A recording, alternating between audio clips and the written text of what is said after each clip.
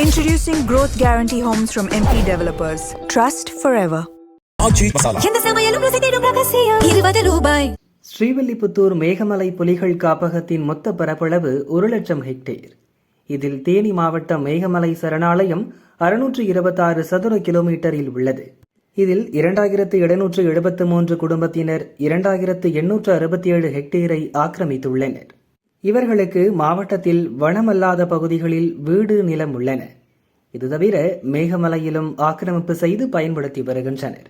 இவர்களை அகற்ற supreme court உத்தரவுப்படி நோட்டீஸ் அனுப்பப்பட்டுள்ளது.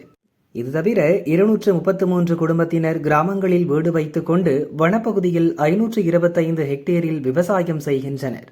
மேலும் 1595 குடும்பங்கள் வீடு நிலம் இன்றி வனப்பகுதியில் 1679 ஹெக்டேரில் வீடு மற்றும் விவசாயம் செய்கின்றனர்.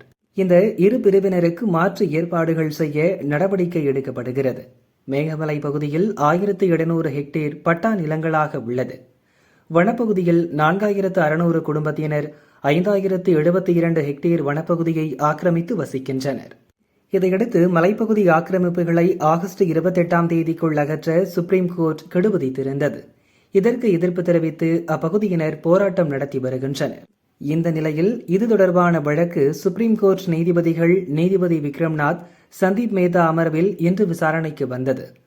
சுப்ரீம் கோர்ட் உத்தரவை செயல்படுத்த கால அவகாசம் தேவைப்படுவதாக தமிழக அரசு சார்பில் கோரிக்கை வைக்கப்பட்டது. இதனால் கோபமடைந்த நீதிபதிகள் மேகமலையில் உள்ள ஆக்கிரமிப்புகளை உடனடியாக அகற்ற வேண்டும் என்று கண்டிப்பான உத்தரவை பிறப்பித்துள்ளார்.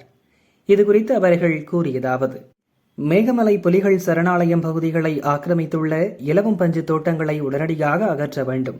இலவம் பஞ்சு பயிரிடப்பட்டுள்ள அந்த நிலங்கள் முழுமையாக கையகப்படுத்தப்பட வேண்டும். இந்த தோட்டங்களில் பணிபுரிவதற்காக வருபவர்களே மேகமலையில் குடியேறுகின்றனர். பாதுகாக்கப்பட்ட வனப்பகுதிகளில் உள்ள கட்டடங்களை முழுவதுமாக இடித்து அப்புறப்படுத்த வேண்டும். மேகமலையில் ஆக்கிரமிப்புகளை அகற்ற துணை ராணுவத்தை அனுப்ப நேரிடும் என நீதிபதிகள் எச்சரித்துள்ளனர்.